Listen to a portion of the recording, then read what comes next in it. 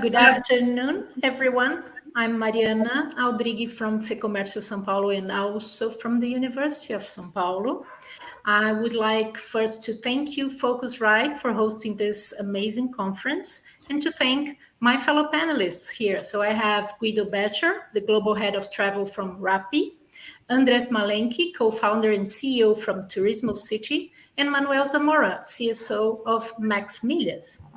As we have been watching Carolina speaking before, she mentioned that almost every single one has had time to consume something online. So even if we are not really devoted to buying the whole experience online, there is a trend of each day new customers coming online. So first of all, I would ask my fellow panelists, and I will call you each name so we don't cross voices, to introduce yourself and your companies. I will start with Guido. Guido, please let us know about Happy Travel, please. Hello, thank you. Thank you for the invitation. Well, Rappi is the Latin American super app, one of the leading Latin American super apps where you can order groceries, food, and many other things, such as getting your own credit card from Rappi Bank. And Rappi Travel is the new. We're more than 1 year old. The travel vertical that integrates to the whole Rappi ecosystem. And Rappi Travel is a marketplace where we offer and we bring together the best partners possible to our consumers that are using Rappi daily. So we're part of a deeper relationship to them in their customer journey. And we're based in Latin America, of course. That's perfect. And if I understood correctly, the fact that you can predict or at least understand the journey of your previous customer and how do they relate to food, their preferences, and their time, this would offer them a better travel experience. Am I correct? Yes, that's the idea, both to the consumers and also for our partners to get a better understanding of the potential customers that we can bring to them so they can tailor more customized products and offering to them the best product possible at the best moment in time. So it's both for adding more value. The value proposition is both for customers and allies and partners. Thank you. Thank you, Guido. I'll move now to Andrés. Andrés is the CEO for Turismo City. And I assume that during the previous year, 2020, you have had many people searching for ideal travel. And now they may be booking the travel now, the trips now. Would you tell us what is Turismo City, please? Yes, well, Turismo City is a travel meta search and marketplace that help users compare the main travel sites in just one search to find the best prices and the best alternatives for the flights, hotels, and travel packages.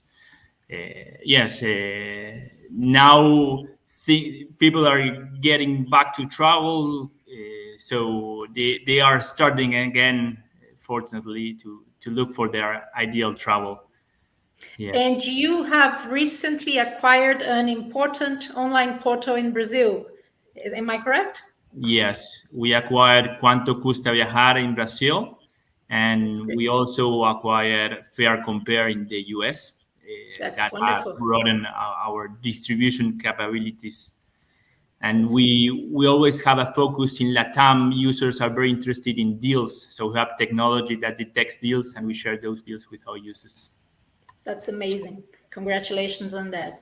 And I'm moving now to Manuel Zamora, who is the CEO for Max Milhas, who is absolutely running everything and all over the place here in Brazil. So Manuel, tell us about Max Milhas, please.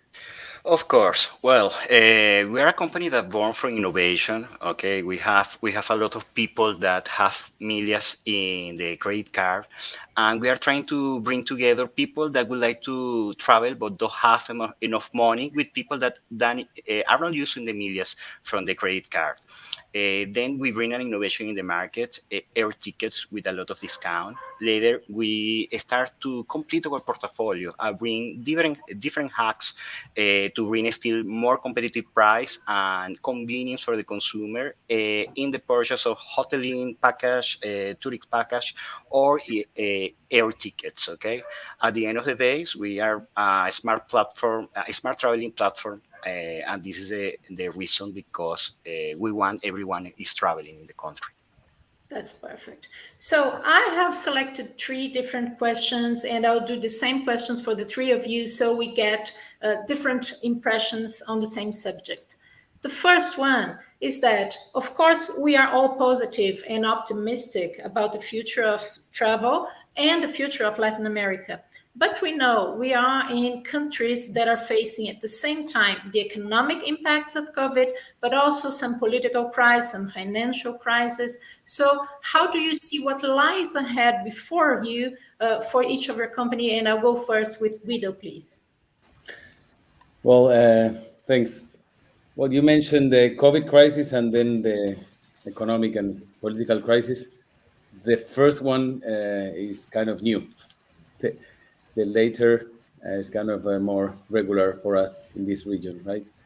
Probably sometimes we have more years of more quiet or growth, years of growth, but it's a region, and the companies and the people are, I don't know if to say used to it, but it's the problem is the combination, right? The combination of the two things together.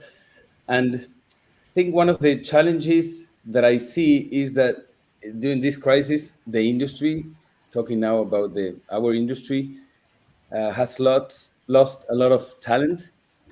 And so it's talent and infrastructure that I see as part of the challenge that lies ahead because of this crisis. So in terms of infrastructure, it can be on the airline side. I've been traveling these months, and we have much few flights, and even the same planes don't have the same services and seat distribution and services for the frequent flyer that are not the same as in the past.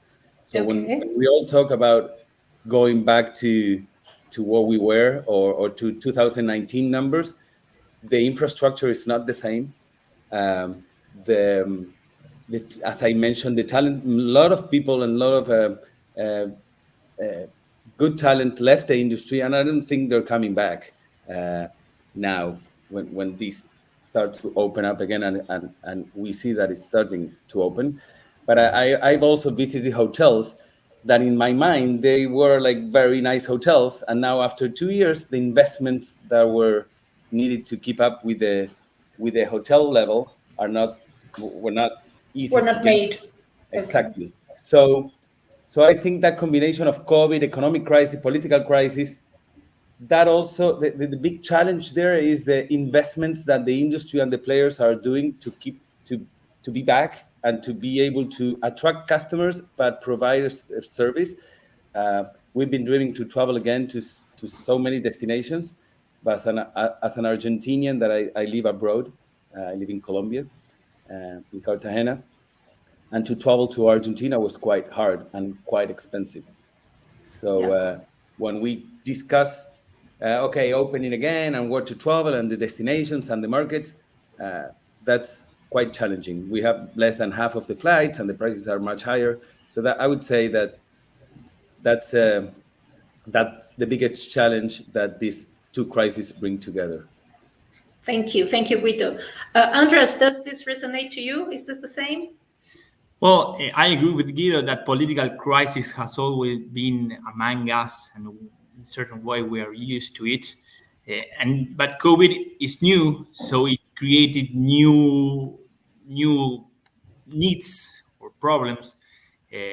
For instance, as Mariana mentioned in the presentation before, there are more cancellations, more need of changes. So what lies ahead in Turismo City, we're working on including in our marketplace offline players and consolidators who can connect small travel agencies that can provide human customer service, and also considering that 100% of the research is made online almost, and but only 50% is finished online.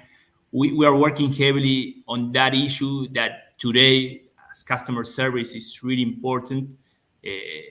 We are very confident about it, and obviously providing more alternatives to our users, better prices. So we are confident about it. And also health. Latin American travelers have always been worried about prices, deals, installments, but now health is also a big issue. Yeah. We have recently partnered with the former CEO of Assist Card, and we are launching Pax Assistance. That it's a new travel insurance company that we hope will be very disruptive in the market, have a close relationship with our users, and obviously generate new revenues to our partners and better monetization for Turismo City. So, well, we're looking forward to what will happen next year. That's perfect. Manuel, how about you? I'm totally agree with Andres and Guido, okay, but I would like to bring probably 3 very quick points, I promise, about the challenge that this perfect storm is bringing to us. The first is related to we continue to handle uncertainty. This is a difficult word in English because the COVID is not over yet. And we saw the latest news related to Omicron. And when we are working in a planning, okay, we need to work in different scenarios, okay? And probably this is a new normal. And this is something that we need to face. The second is related to the pocket of our consumers. Okay, we know that with this environment, we need to bring different sort of assortment for different type of moments of our consumers that have a lot of willingness to travel.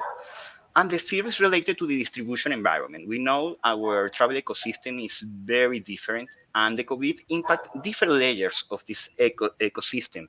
And so few players are not existing anymore. And we have a concentration, okay, when we are talking about brokers and different layers, okay? And this, the concentration of players is bringing lack of competitiveness, okay? Then in one side, we have a pressure for higher margins. And in another side, you are looking at a consumer that is looking for competitive price. Then we need a lot of creativity to bring the right offer for these consumers. That's perfect. And all the 3 answers touch the need of talent, be it the talent for technology or the talent for customer service. And I hope I have time to get back on that. But my second topic is how challenging it is to be so innovative, to be so modern, dealing with such a retrograde mind from the political managers. I mean, the 3 of you are acting or are born in countries that are very bureaucratic, that have strong legislation that sometimes will want to impede you to grow. So how are you doing with that? And where do you see opportunities for improvement or for us to raise our voice and ask for help to improve the competitiveness of this industry? Guido. Well, actually, that's not new. Also, bureaucratic and the structure, the red tape to create a new company or do business. So actually, I think that's maybe that's not worse than in the past because there's new technology now and we solve many issues. And I think this region has a lot of creativity. We even see startups that deals with that bureaucracy or difficultness. Such as there was a, I don't know if it's live now, but there was when there was an issue importing stuff in Argentina, there was a startup that connects you to people that will come from other places and bring you the stuff you needed from abroad that you couldn't import. So that's just an example. Mm-hmm. And this region has always been creative, and we have lots of entrepreneurs that are building great stuff. To be able to win and to not only win, it's not only seeing it as a challenge, but also connecting to the governments and the different institutions to help to travel to be part of the conversation. Rappi as a company, it's in many countries in the region, and has been doing business that also challenges the status quo of many of the regulations and way of the new things that didn't exist in the past.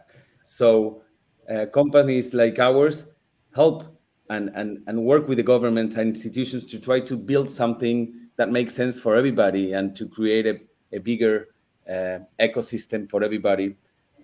So I think that it's a challenge, but we have to see it on the constructive side too. And if it's with the travel agency union or with the government or with the airlines, how can we help with our technology, with our users, with our data? How can we help to create a better ecosystem? That's perfect. And I am a witness that part of the tourism workforce that was displaced during the pandemic were kind of fast into Rappi and your competitors finding a way to survive. So I think this is also some of a flag to raise to our politicians. But thank you, Guido. And Andres, do you see politics or do you see the legislation as a challenge, or are you, as Guido, used to this environment? Well, it's true that one would expect a change that, for example, opening a company, opening a travel agency would have been much more fast, especially now with COVID. One would imagine that bureaucracy would be less, but that didn't happen in many countries, and it's still very hard and it takes a lot of time. But apart from bureaucracy in Latin America, in many cases, you have unpredictable changes from one day to the other. So perhaps I would prefer rigid legislation, but we have unpredictable changes. It is worth to mention, for example, 2 weeks ago, there was a change 4 hours prior to Black Friday in Argentina. There was a ban for users to pay in monthly installments for foreign travel. So that's not good for the market, that uncertainty. It obviously generates opportunities. We are working and we will provide new alternatives of monthly payments to users. But I'm optimistic about the political future. I expect much more freedom, much more liberal policies, but that's something that should be solved. And as I believe that the important thing would be to focus more in the long term and try not to concentrate too much on those short-term policies that many times are adopted in certain countries in the region. Thank you. Manuel, please.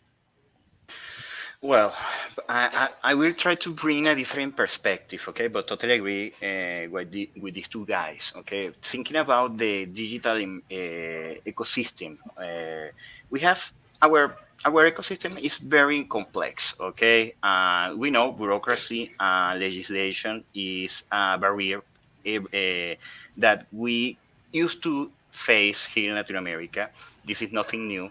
But with the COVID, we have seen a difference in the acceleration of digitalization in different spots of the chain. For instance, the consumer moved very fast, okay?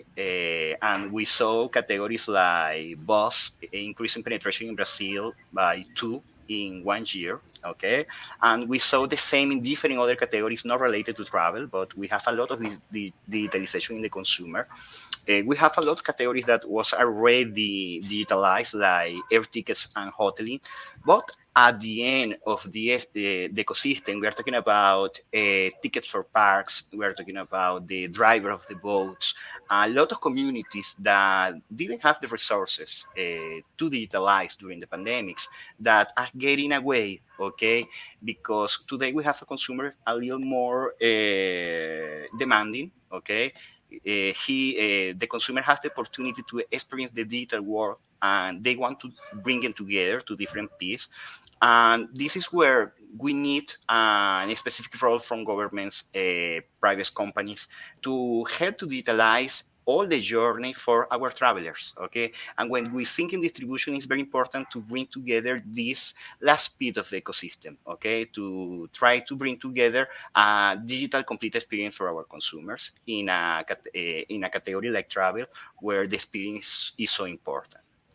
It's perfect. It's perfect. Before I jump to our final question, I would ask Guido, would you have any ideas or suggestions, like as you are an inspiration for all of us, because Rappi is a super app and everyone envies this ability to have all the verticals that you have.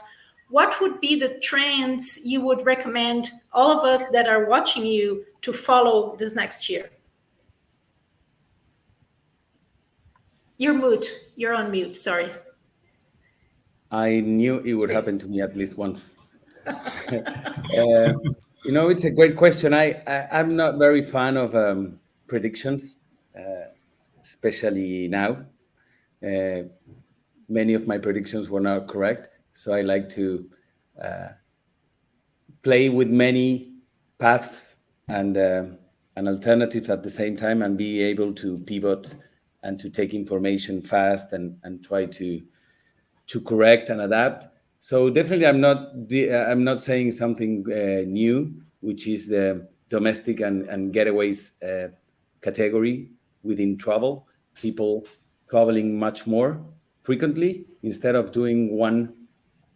Well, your question was related to travel, I imagine. Yes. I have other trends that we could talk about, but not in travel. So Rappi is an app that users use with a lot of frequency, and what we're trying to do is to make travel a habit for many of our users.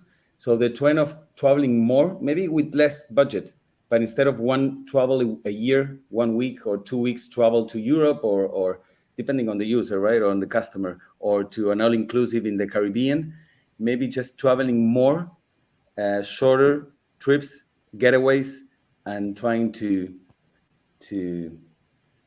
not to postpone pleasure. So all the travel products that are around that trend of visiting your own city, or restaurant tours, or going to proximity to regions, I think it's a trend. It's not something that I'm saying. I'm just confirming some trends that many researchers bring and paper writers bring to us.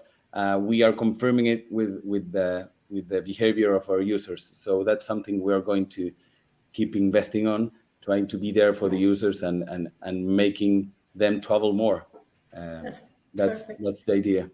So I translate Rappi in all the verticals is the app for indulgence. So we give us pleasure in each of your vertical.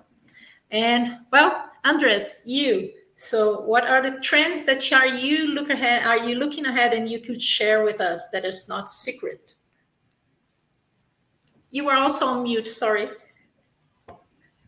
It's okay. I mentioned before InsurTech, travel insurance, I would expect there are differences in habits that have already taken place in the US. 20% of people used to contract travel insurance. Now it's 56%.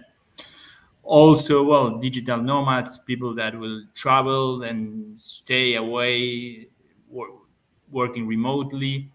And I agree with Guido also that giving the possibility to work remotely, more short travels and many trips per year.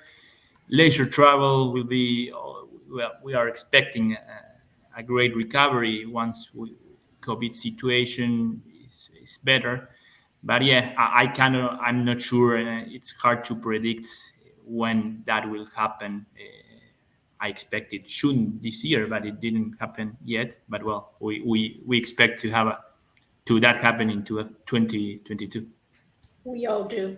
Manuel, is there any trend you're following? It's difficult being the last one, okay? Yeah, But sorry. everyone already says the most important things that came to my mind, but probably one additional could be value is the name of the game. Okay, as we say at the beginning, we have economic crisis, political crisis, a COVID crisis in different parts of Latin America. We will need a lot of creativity. Okay. Another thing is related to the nomads. The relationship of the people with work is evolving. Okay, in some moment we believe that probably we will go to remote work. Okay, this didn't work.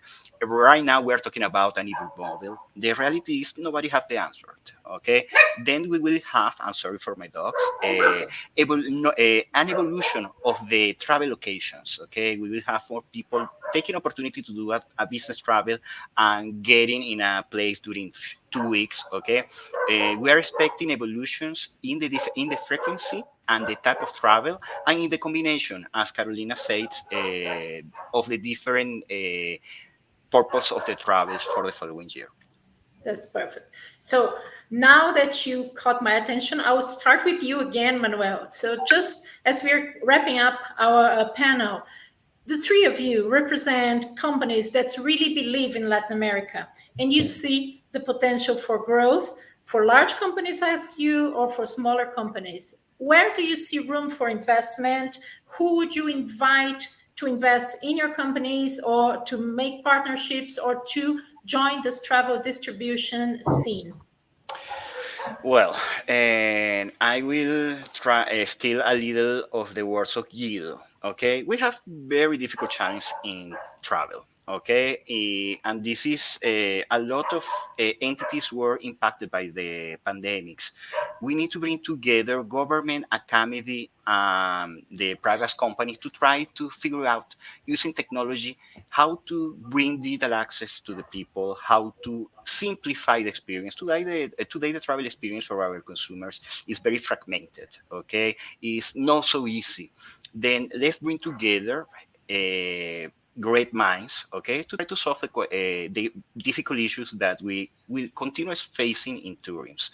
For me, this is the point where I would like to put attention. There is opportunity to get together different parts of the scene to try to solve the challenge. Perfect. Andres? Well, I see opportunities in Latam in the distribution side.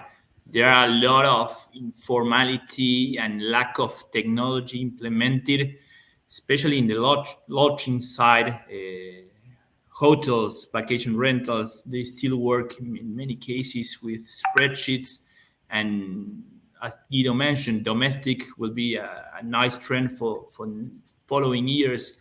And well, domestic hotels in many countries are still very informal. So many, I think there are nice opportunities over there with that need. InsurTech will also be, I believe that there will be new implementations on that side. And well, then you have a specific needs in certain markets and cities that have gorgeous places but lack of infrastructure. Yeah. Good. And Guido? Well, I see, I don't know if to say opportunity or also need that we need as companies and travelers need. Maybe taking from Manuel's comment, I think we need to reduce the friction in travel. And it's much higher now than in the past. We got used to, after 9/11, just to be 2 hours earlier to the flight. And eventually, after many years, there was technology in place, infrastructure, airports, bigger airports, but the ability to offer the same amount of seats and flights and hotels at the same time was not the same. Now, on top of security, now we need to add health and sanitary measures. So now people are losing flights. Now you cannot put so many flights at the same time. The frequency of flights, hotels, check-in, etc. We even have less people, less talent, and more friction while traveling, while getting inside a hotel, while getting to a flight or to the airport, going to the airport 4 hours in advance and still being able to lose the flight.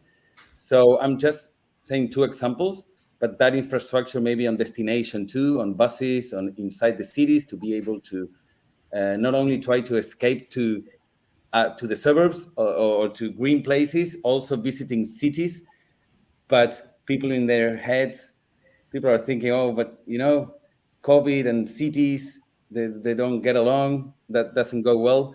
I think governments and companies have to invest a lot there in reducing friction, because everybody wants to go back to numbers in 2019, but the restrictions are much higher. As I said before, also less talent, less infrastructure, now more friction. So we're going to get to a moment. We saw it in the international commerce, right? Apple is not selling as much as iPhones as they can because they're not getting to the US. And my kids are killing me. I haven't got them the PlayStation 5, and it was launched like years, not years, but yeah. And it's still not there. So because there was not enough infrastructure to keep up with the new demand. So I think we need to do the first steps beforehand, before we get into more trouble and we cannot offer the travelers what they need and what companies need also to grow, right? That's perfect. Well, we have run out of time, but I have to share with the audience. If you have someone to follow, if you don't know who to follow next year, so follow these 3 authorities here, because whatever they do is being well done and setting the path for the future. So congratulations to my colleagues, panelists, and thank you for being with us. Thank you for the invitation. Thank you for the invitation. Elo is all over Brazil, at events, concerts, soccer, and much more. The issuers come from all areas. Already more than 30 major brands issuing Elo card, accepted by all acquirers and major facilitators in the country.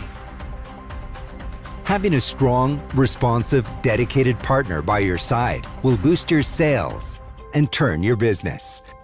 Come with Elo.